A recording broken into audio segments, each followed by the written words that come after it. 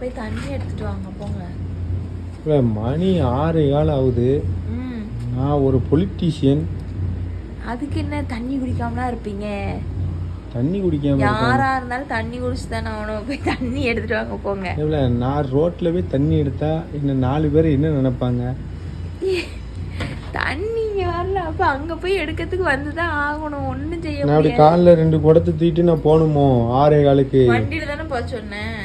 வண்டியில் எங்க? அந்த முக்கில் அதுவும் அந்த மெயின் ரோட்ல போய் நான் தண்ணி எடுத்துட்டு வரணும். ஆமா. ஓஹோ. யாரா இருந்தாலும் தண்ணி குடிச்சுதான் ஆகணும், தண்ணி எடுத்துதான் ஆகணும். இதுல ஒண்ணும் இல்லை. வாங்க. நீ நல்லா பேசுவ. பப்ளிக் ரிவ்யூ எப்படி விடும் இன்னைக்கு நமக்கு? தண்ணி முக்கியம். வாங்க.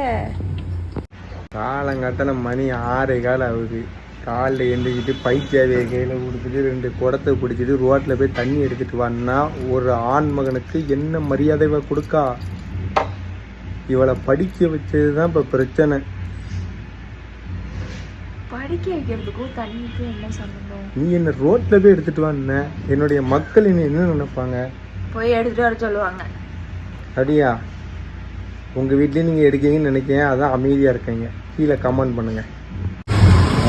இங்கே ஒரு பைப் இருக்கு, இந்த பைப்பில் தண்ணி விடுதான்னு பார்ப்போம்.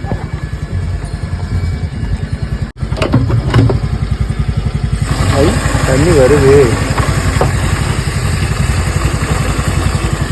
பப்ளிக்கில் யாரும் எத்தனை பேர் வராங்க? ஏப்பா நிறைய பேர் வராங்களே. நம்மளையே வேலையை விட்டாலப்பா. தண்ணியை பிடிச்சிட்டு வா, அதை பிடிச்சிட்டு வா, இதை பிடிச்சிட்டு வானே. இல்லை என்னன்னு நினைக்க நம்மளை? கிடையாது, அந்த பைக்கில் உட்கார்ந்த மாதிரியே பிடிக்க வேண்டியதாக இருக்குது. இல்லை நேரம் எது புரியல. பைப்பா? பைப்பு ஏதோ பிரச்சனையாக தான் காலங்கத்தாலே எண்ணி அனுப்பிவிடுதான். இப்படி கேப்பியே தெரிஞ்சுதான் நான் போக மாட்டேன்னே. கடைசியில் என்ன ஆச்சு? கேட்குற மாதிரி ஆகிப்போச்சு தானே. கண்ணில் பட்டாச்சு எல்லா கடையும். நைஸாக வருவா பாருங்க எப்படி. அவள் எவ்வளோ டேலண்டாக இருக்கா. நம்மளை வேலையை விட்டு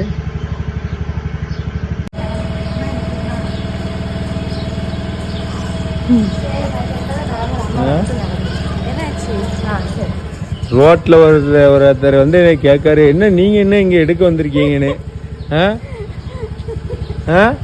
சிரிக்க நீ.